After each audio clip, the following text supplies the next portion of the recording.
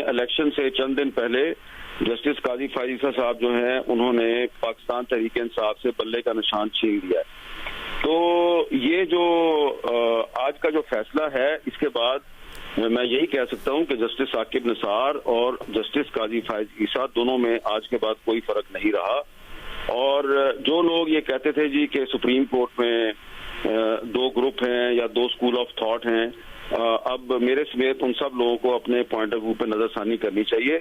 Supreme court में एक ही group है जो मखसूस हालात में किसी एक सियासी जमात को विक्टिमाइज करता है और उसके साथ नाइंसाफी करता है। मैं समझता हूँ 2018 में जो नाइंसाफी मुस्लिम लीग नून के साथ की गई थी, वही नाइंसाफी 2024 में पाकिस्तान तहरीक इंसाफ के साथ की गई है।